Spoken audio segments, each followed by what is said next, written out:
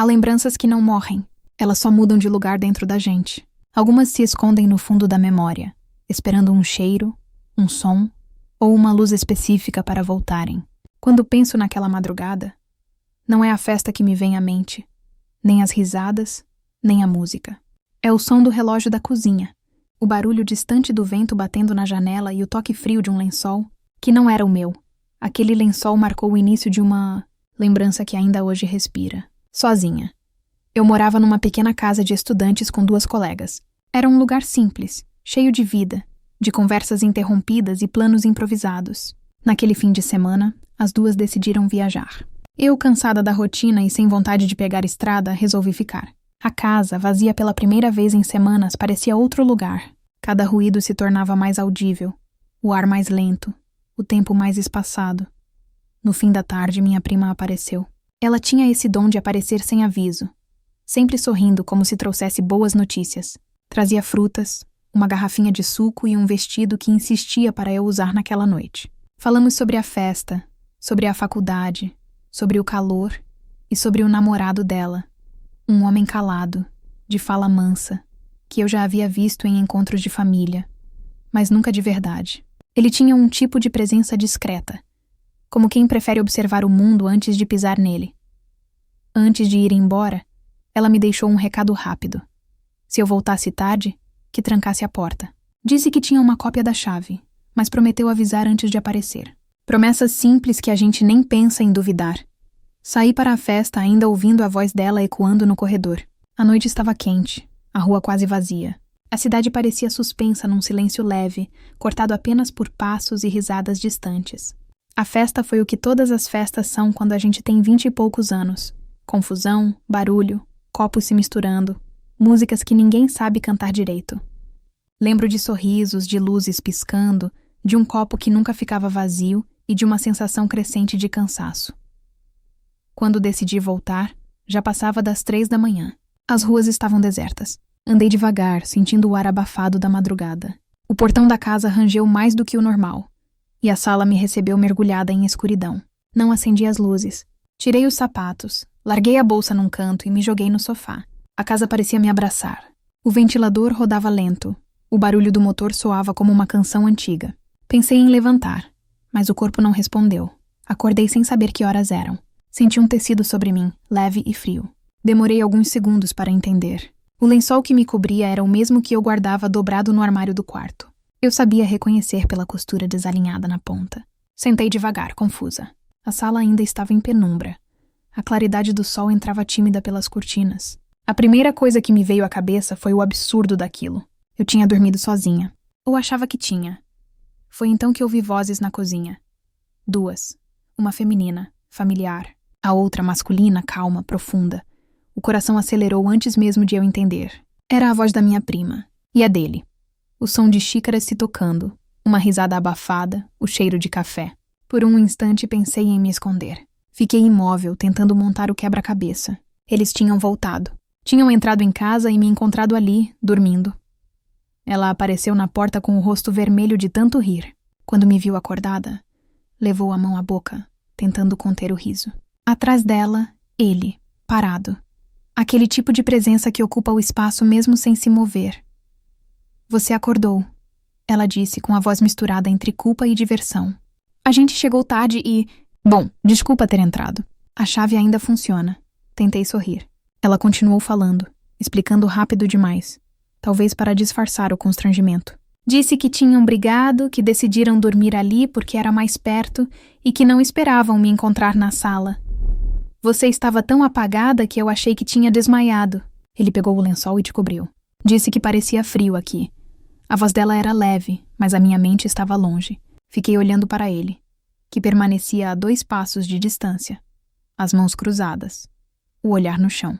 Agradeci sem encontrar as palavras certas. Ele assentiu, um gesto mínimo, mas cheio de significado. Ficamos ali, os 3, tentando transformar o desconforto em rotina.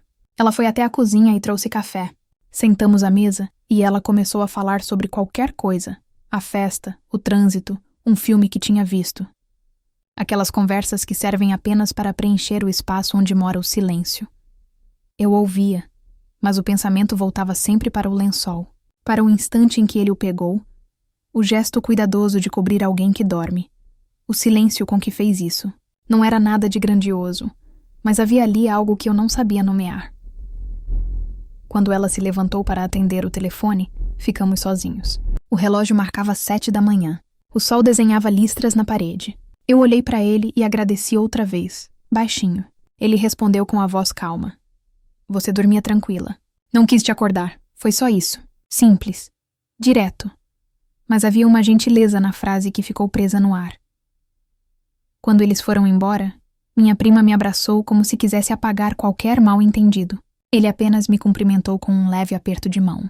Eu vi seus olhos por um segundo, e naquele segundo percebi o que o silêncio pode guardar. A porta se fechou e o som ecoou pela casa.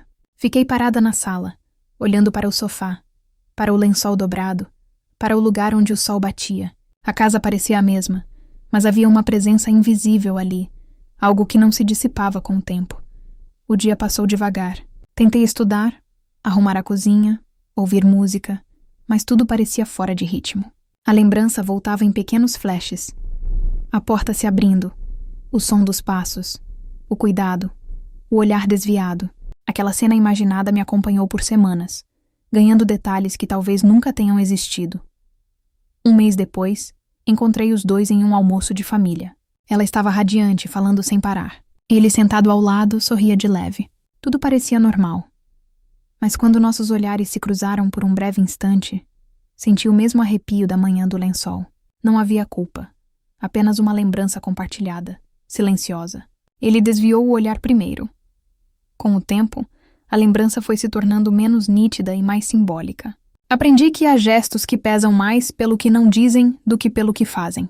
Aquela manhã virou um ponto de inflexão, uma fronteira invisível entre o comum e o inesquecível. Meses depois, minha prima me chamou para ajudá-la a preparar uma confraternização. Cheguei cedo, levei flores, organizei guardanapos. A casa dela tinha cheiro de bolo e canela. Ele estava lá, preparando a mesa com a mesma calma de sempre.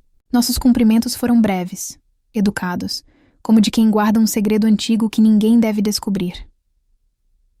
Durante a tarde, a casa ficou cheia. Conversas, risadas, música. Em determinado momento, ela precisou sair para buscar algo no carro e nos deixou sozinhos na sala. O tempo parou.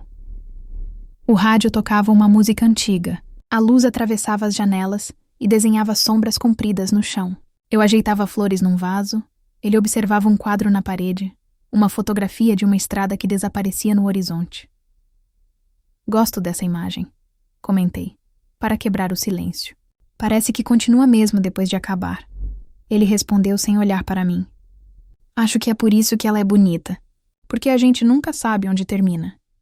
Por um segundo fiquei sem ar. Não havia nada de direto naquela frase, mas parecia falar sobre nós, sobre aquela lembrança, sobre o que ficou sem desfecho. Minha prima voltou e o momento se dissolveu como vapor. Falamos de coisas banais, servimos o jantar, rimos, mas o eco daquela conversa continuou. Nos dias seguintes, pensei muito no significado dos gestos pequenos, como às vezes o verdadeiro cuidado se manifesta no silêncio, no ato de cobrir alguém e recuar sem ser visto, na escolha de não acordar o outro. A vida seguiu. As cidades mudaram, as casas também, mas cada vez que deito no sofá de uma sala nova e sinto o toque de um tecido leve sobre mim, lembro daquele amanhecer. Lembro da voz dele, do barulho distante da cozinha, da minha prima rindo sem entender o peso do que havia acontecido. O tempo passou e a lembrança se tornou mais leve, mas nunca se foi completamente. Às vezes ela volta em sonhos, em flashes curtos. Vejo a sala, a sombra de 2 corpos parados na porta, o gesto calmo de um deles pegando o lençol. Nunca ouço palavras, apenas o som de um shh dito para o ar. Talvez o verdadeiro sentido daquela história esteja nesse silêncio, no que não foi dito, no que não aconteceu, no que permaneceu suspenso. Não houve nada além de um cuidado, mas o cuidado, quando é puro, transforma tudo o que toca. Não sei o que ele pensou depois, nem se lembra. Talvez para ele tenha sido apenas um gesto qualquer. Para mim, foi o momento em que percebi o poder de um silêncio bem intencionado. Até hoje, quando entro numa casa e vejo alguém dormindo, Lembro daquele lençol, do tecido frio, do som das vozes baixas, da decisão de não fazer barulho. E então penso que o mundo ainda pode ser um lugar gentil, desde que existam pessoas capazes de cuidar sem testemunhas. Aquela manhã ficou em mim como um segredo, como uma estrada que desaparece no horizonte. Não porque termina, mas porque continua de outro jeito, em outro tempo, no coração de quem aprendeu a escutar o silêncio.